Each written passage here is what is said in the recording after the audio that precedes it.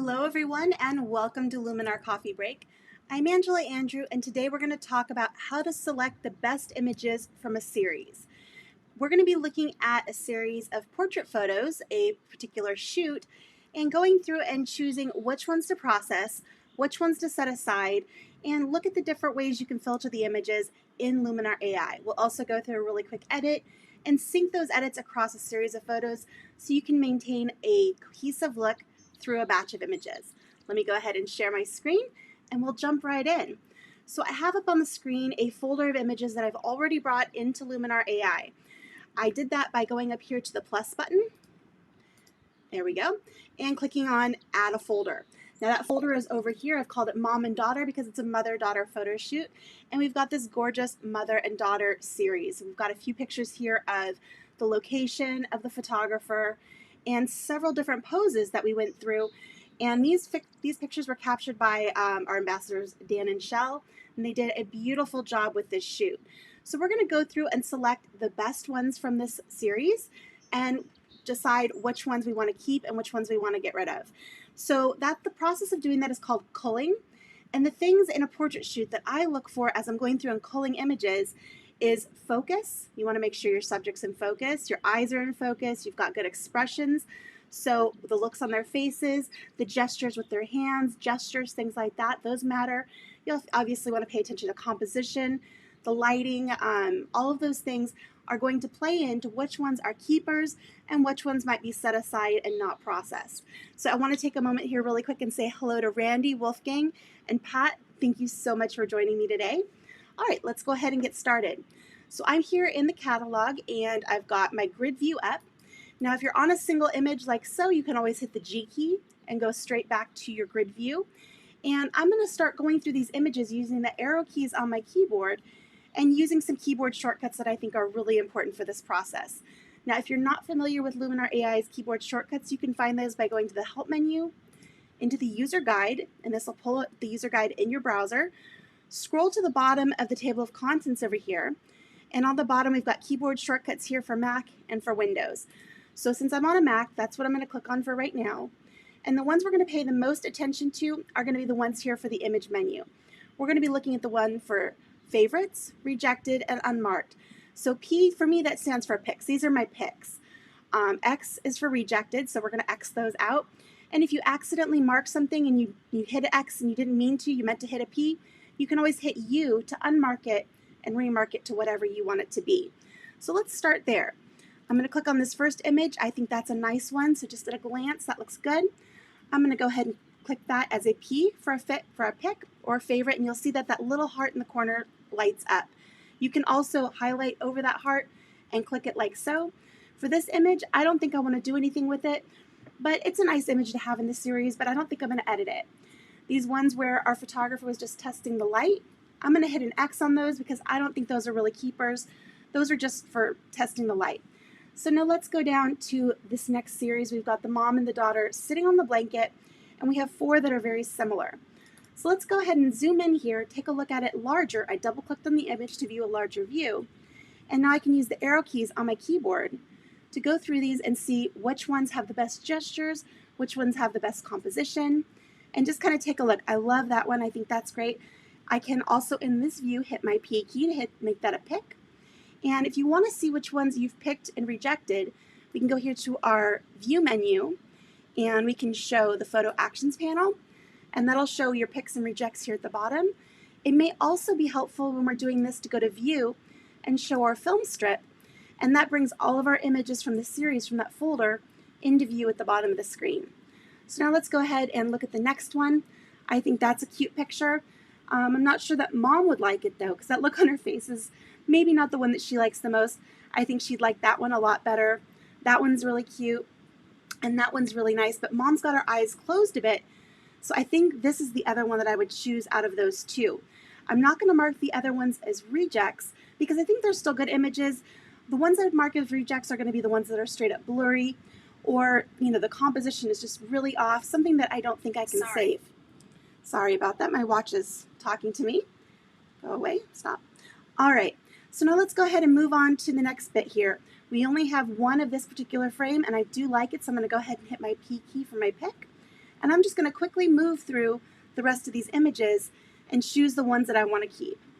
So between those three, I think that one, I think the middle one there is going to be the one that I want to edit. And I'm just going to quickly go through these and see which ones I like the best out of the ones that are similar. I really like that one there. Now this is one I would probably mark as a reject because the focus isn't off or isn't great. It's really focused in on the food here, but I don't really think it doesn't really tell our story. So I'm going to hit the X key on my keyboard and mark that one as a reject. Now when you mark it as a reject, it doesn't go anywhere. It stays in your folder. It's just a marking on the photo within the catalog that allows you to filter it so you can find the ones you want to find faster. So let's keep going here. I think that's a nice one there. That's a good one. These are all really cute, but I love her expression in this one. I think that out of all of the series, that one is my favorite. That one, yeah, I'm going to leave that one alone for now. That one's really cute, but I'm not thrilled with how the mom's head is cut off, so I'm going to leave that one aside for now. And now we have several that are similar over here. Hello, Julie. So glad you're here. And Robert, glad to see you guys too. All right. So going through and taking a look at some of these. Now you see how mom's expression in this image, it caught her almost kind of mid-blink. So this is one that I wouldn't process. I'd probably choose this one as a reject. And let's go through. That one's beautiful. I mean, these are all just gorgeous. So these are the ones that we have similar here. So then it's up to us to choose which one has the best expression.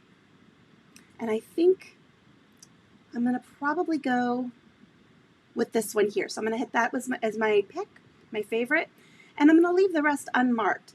And I'm just quickly moving through these. If this were my actual photo shoot and I was about to present this to a client, I would spend a little bit more time examining the focus of the eyes, zooming in, getting a little closer in some of these just to make sure I had everything just right. So I think that one's kind of nice. All right, let's take a look at the next grouping here. That's really cute. Cute. Let's see here. Let's see. Jerry wants to know, can you do a mass delete on the rejects? You absolutely can, and we'll get there. So let me go ahead. Oh, I really like that one. That's really cute. And that one's cute. And I'll pick that one as well. So those are all three similar poses, but they have very different expressions. So I'm going to go ahead and keep those in the mix. And that one's beautiful. I love this one though. Her expression is just absolutely precious. So let's keep going through here. That's really nice. And I think we really only need one of the hands held. All right, so we've gone through our entire series. I'm going to hit the G key on my keyboard to go back to my grid view. And now let's take a look at some of the ways we can filter this. Up here right now, it says showing all photos. If I click on this, we can sort this by our favorites. So everything we marked with that P key, we marked as a favorite and put that little heart on there. These are all the ones that we've identified that we want to process for this shoot. We can also look at our rejects. And Jerry, this is where you can go through, you can actually do a Command or Control A to select all of those, right click, and then move them to the Luminar trash. Now when you do this, this doesn't actually remove them from your hard drive or from that folder. It just moves them into Luminar's trash so you're not seeing them in that folder. If you move things into the trash, let me go ahead and do that right now. Let's say move to trash. Those will then be over here in my trash can. And if I want to actually get them off of my computer, again, I would go ahead and hit Command A for select all, or Control A to select all. And then I would right click on those and click delete. Now what that does is that sends them to your system's trash can. And if you empty the trash on your computer, then they're gone forever. So make sure you really actually want to get rid of these. Now if I look at these and I go, you know what, I don't actually want to delete them, I can go ahead and right click on all of them and say put back, and that will put them back into my folder. I can go back over here to mom and daughter, and they're back here in this folder. They're just marked as rejected. So I can also take a look at the ones that I didn't mark. And if I wanted to go back later and say, you know what, I want to deliver a few more images, I can go through these and find a few others that I want to present to my client. For now, what I'm going to do is go to my favorites, and we're going to do a quick edit on one of these and then sync the adjustments across the entire series. Let's go ahead and start with this first one. And I'm going to go into templates, and I've already created a template that I think works really, really well for this series, and I called it Mom and Daughter. So I'm going to go ahead and click on that template, and we'll let that load up. Give it just a moment. And let's see here. Jerry says, will it delete both the JPEG and the RAW pair?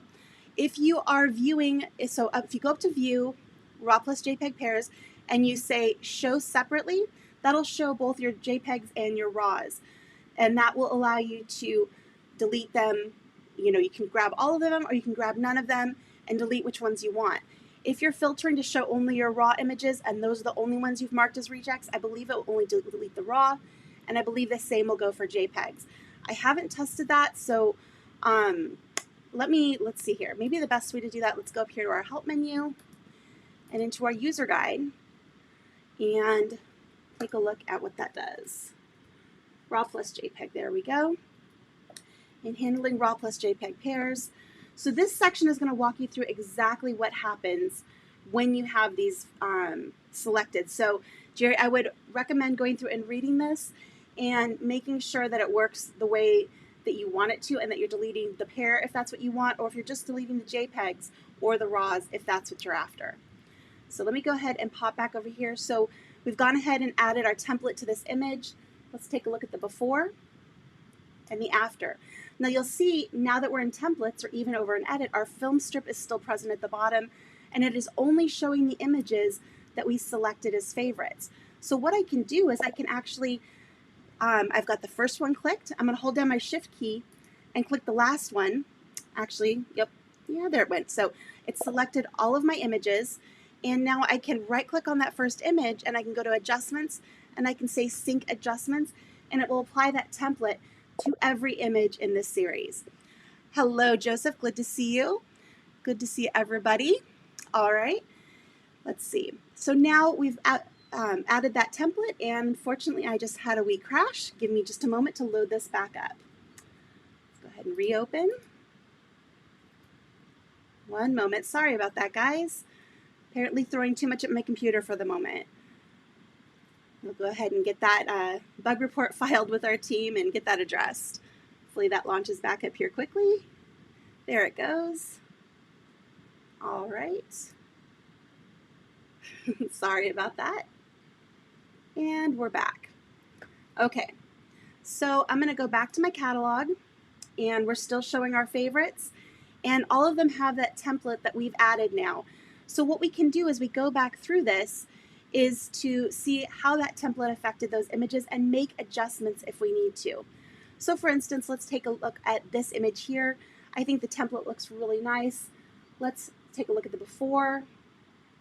Give it a moment to load here. There's the before. Sorry, my computer's being really slow, guys. Sorry about that. Maybe we try a different image. Let me go back to my grid view, and let's take a look at this one. Give that a moment to load up. And Jerry, yeah, you're right. Vanelli had one this morning as well. It's must be something in the air today. So let's take a look here at our before. My before is not loading, so let me go over here to my templates and make sure that template applied. And it is on there. And I can see the change in the image. There we go. There's the before, and there's the after. You can see it really warmed it up and gave it a little nice something. I do feel like the building up here is a little bit too bright, and the crop is a little too wide. So on this image, what I do is I go over to edit and just make a few adjustments. First, we'll go to our Composition AI. I'll click that Composition AI button, and I'm not thrilled with what it recommended, so I'm actually going to pull that down and adjust this where I think it needs to be. And honestly, I think I could crop this in really tight, and that is a beautiful composition. I'll hit return on my keyboard to go ahead and commit that crop and give that just a moment to render properly. All right, almost there. There we go. And I still feel like the highlights are a little bit too bright, so I'll go into my light tool and I'll just pull back on those highlights a bit just to tone them down. And now I think that image is ready to go. I can go back over to my catalog and make any further adjustments to these images, but they all now have a cohesive look and feel because we applied that template across the whole series. So let's take one more here and see which other one do we want to edit. Let's take a look at maybe this one here. Go ahead and let that render, give it just a moment. My computer's being very, very slow today, so I apologize. Robert would like to know, if you don't report the bugs, do they go to the if you report bugs, do they go to development or a black hole? They definitely go to our developers, and I work hand in hand with our support team, so I know that they go to people who are going to take a look at them and be addressed. So if you're writing into support@skylum.com and you have a bug that you found, please know that it will be addressed. It will be looked into. Our support team doesn't just put those in the round file and ignore them. They are definitely looked into. All right, so let's go ahead and refine this image a little bit. I'm going to go ahead and go to Edit and into Composition AI. And for this one, I want to rotate it a little bit because the stairway here isn't level, and that's kind of bugging me. So let me just rotate that and get that level and make sure they feel like they're level too, because we're looking at this at a slight angle. So the stairs might not be perfectly square. So I might just pull that in just to kind of give the impression of that being a little bit more level, and pull this in a little tighter. Again, just to make our subjects really the focus of this image. So I'll go ahead and hit return on my keyboard to go ahead and commit that crop, and that image is ready to send to a client. So that gives you an idea of how you can go through a full shoot of similar images, choose the best ones that you want to edit. You can mark them as favorites, then filter to show just your favorites, and those are the ones that you're going to go through and edit. It'll save you a lot of time as you're going through your editing process to do a culling before you go into edit. It allows you to mark as rejects anything that's blurry, anything you want to get rid of, and you can certainly take those extra steps to remove them from your hard drive if you wish, or you can keep them there and just have them kind of hidden so you don't have to pay attention to them. One final thing you could do is once you have all of your favorites edited and ready to go for your customer, you can scroll down to your albums and you can create an album with those edited favorites, and that way those are easy to find next time you need to locate them. So I hope that was helpful to everybody. Thank you so much for hanging in there with me with the technical issues. I really appreciate it. All right, let's see here. Jerry would like to know if straighten would work. Yeah, that could. We could give that a try real quick. Let's try it on maybe this one here, something very, very similar. Go into our edit, give that a moment to load up. Come on, almost there. There we go, Composition AI. And let's go ahead and give that level a try and see if that does anything for us. Now I'm not sure, yeah, that actually went the opposite direction of what I thought it should, so I'm gonna adjust that. You know, AI is a wonderful thing, but it still depends on us as the photographers and the artists to take a critical look at what it recommends and decide if we wanna do that or not. So you're still the photographer, you're still in full creative control. So I hope that helps for you guys. Let's see, Julie says I did a photo shoot for friends and had 66 pictures that had bad lighting and Luminar fixed them. That's awesome to hear, Julie. I'm glad to know that. Robert says, I wish we could have a level line like most software. That's a great idea. Write it up as a feature request, send that into support@skylum.com so we can add that to our feature request list. That would be great. Thank you. All right. Well, thank you so much, everyone. I'm so glad you were able to be here today.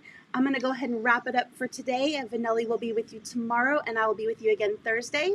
Hopefully, we'll have a crash-free episode. Have a wonderful afternoon, and we'll see you next time.